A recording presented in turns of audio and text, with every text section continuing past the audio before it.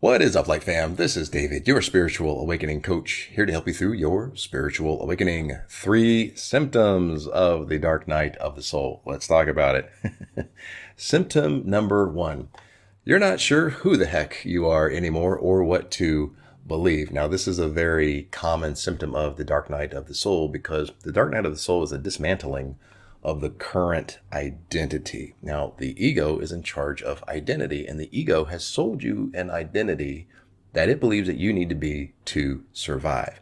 This identity is comprised of what your primary caregivers handed down to you, their beliefs, oftentimes what religion your primary caregivers have handed down to you, your socioeconomic status, the circumstances of your environment.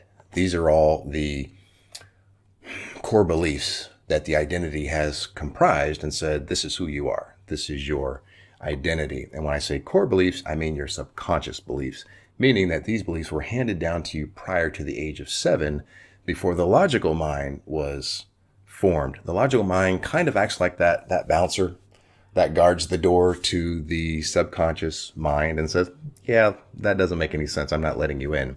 But prior to the age of 7, everything gets in, hits the subconscious belief system, and people just carry into adulthood all kinds of trauma, fear-based, ridiculous paradigms that make absolutely no sense because it got in before the logical mind, said, yeah, no, that doesn't make any sense. All of those beliefs are in alignment with fear.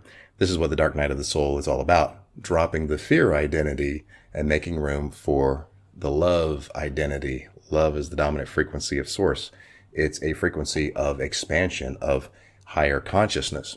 So why would the old identity be in alignment with fear? Well, because it was comprised by your ego. Your ego is in charge of survival. The ego's MO is to fear you into action so that you take action to survive. By default, the ego is in alignment with fear. This is who you need to be to survive.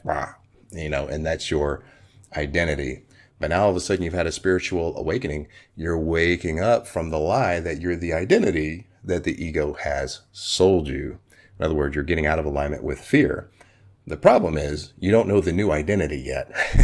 This is where the pain of the dark night of the soul comes from. You're kind of in a identity purgatory. Ooh, glad I just thought of that on camera. So an identity purgatory. So if we look at it this way, this is a good analogy. Hell would be in alignment with fear. Heaven would be in alignment with love. The in-between is the purgatory. So you're moving out of the fear-based 3D identity, but you haven't quite made it over to the love frequency, the dominant frequency of source, of higher consciousness, of universal expansion, unity consciousness, Christ consciousness. You haven't made it out of that yet. You're in identity purgatory. So this is the number 1 symptom of the dark night of the soul, is not knowing who the heck you are or what to believe. And it's designed that way so that you do go and search and find what makes sense to you. Instead of just blindly accepting what was handed down to you without asking questions, now you're thinking critically and trying to find the truth that resonates with your soul. And now this becomes your new core beliefs, and that new core beliefs form the foundation of your new higher consciousness identity, more in alignment with the dominant frequency of source, which is love.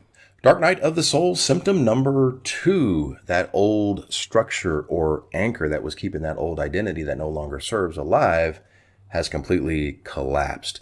Now, this could be in the form of losing a career, a marriage ending, a major health scare. This happens for 2 reasons. 1, to force you to find the new structure, the new anchor that's going to support that new identity, that new higher conscious identity that's trying to be birthed from all of this pain. And 2, so that there's room for that new structure that's going to anchor in this new identity.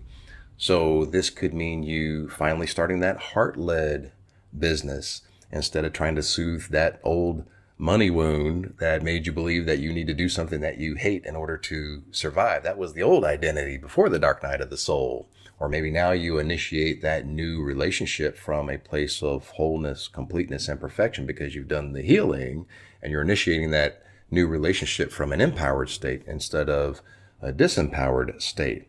The old identity was initiating relationships from a disempowered state to soothe that unhealed trauma. Basically, you're just trauma bonding onto that new person, and that's going to be a short-term relationship, very tumultuous. That was the old identity before the dark night of the soul. We don't do that anymore.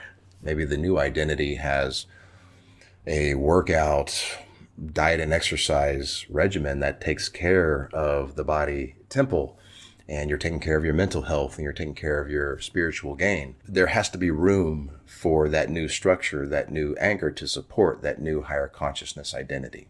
Dark night of the soul symptom number 3. You have an inner knowing that you're being pulled toward a more authentic life, more of a life on your terms, more in alignment with your heart. You have an inner knowing that there's going to be a new order established in your life from all of this pain and chaos. And that's what the dark night of the soul is, establishing order through chaos. And this inner knowing is coming from your intuition, your higher self, your soul, your spirit guides. Maybe you coincidentally discover a white feather in your briefcase or in your purse.